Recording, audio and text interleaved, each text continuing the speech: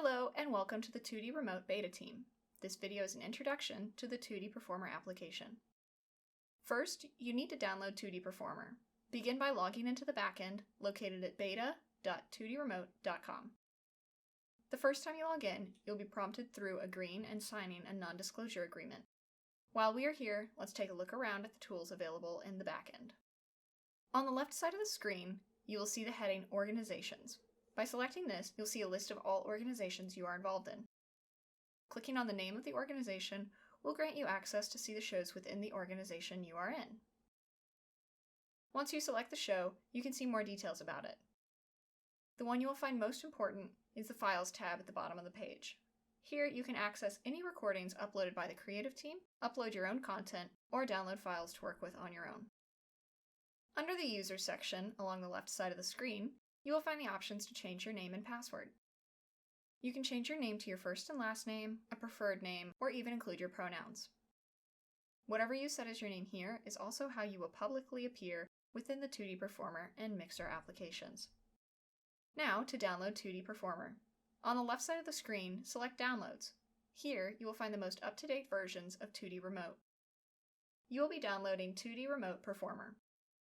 Select the download according to your computer's operating system. Once you have successfully downloaded Tutti Performer, open the application. It will prompt you to log in. This is the same info as your backend login. Next, you will be prompted to select your show.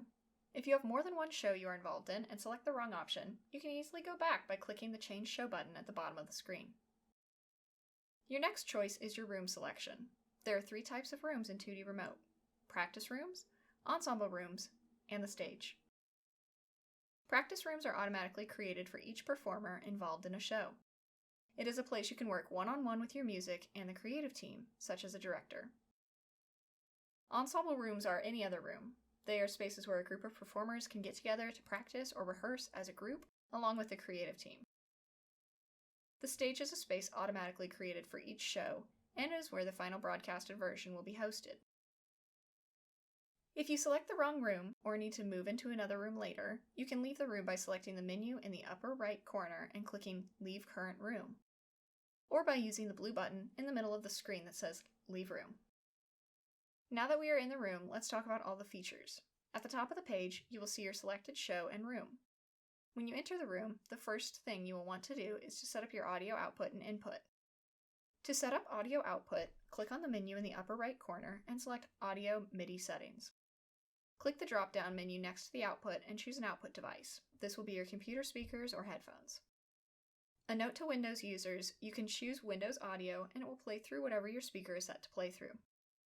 Click Test next to the output device drop-down menu and you'll hear test tone if your speakers or headphones are working.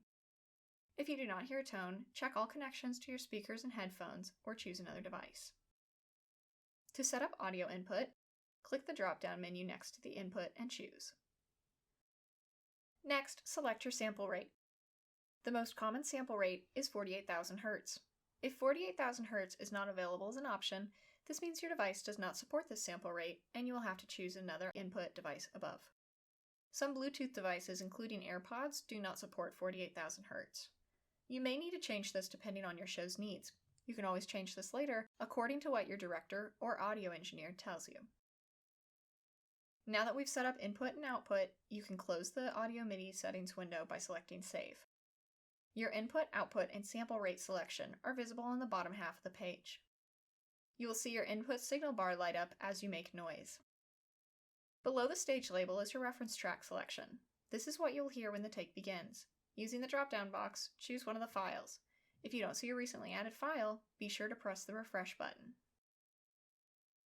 You can adjust the volume of your selected reference track by using the slider or by manually typing in a number. By checking Include Reference Track in Live Audio, whoever is using the Tutti Mixer plugin will be able to hear both you and your reference track. This may be requested by your audio engineer, director, or music director. The timecode in the middle of the screen shows you how far you are in a recording. Similar to the timecode of a video or song, this can be used to show you where you are in the take. It will also count down before your take begins. Takes are controlled by the mixer. This may be your stage manager, director, or audio engineer. The mixer controls when you are enabled or disabled as well. It is clear when you are disabled, and therefore not included in the take, by the words turning yellow and displaying Connected Disabled. This means you are still connected to the group, but you are not included in the current take. Each take has the option of being recorded. To ensure that your performance is recorded, check the Record Next Take button found below the input signal. If this box is not checked, your work will not be recorded. This can be handy for rehearsing. If you are saving a recording, a pop-up will appear after the take. To save your recording, change your recording name as necessary. You can select to have your reference track included or not. If you discard the recording, it will disappear completely. If you select Upload, it will be uploaded to the Files section in the backend that we looked at earlier.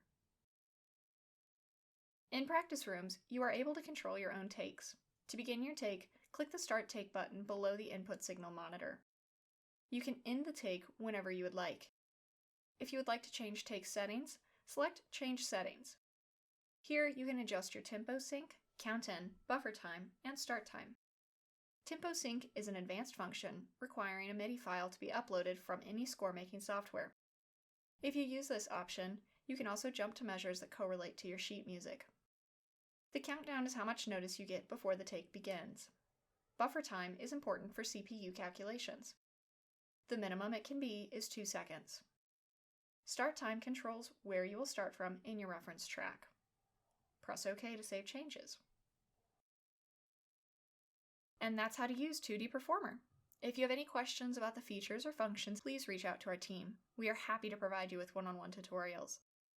To submit an issue ticket, please use the Google form in the description. Happy creating!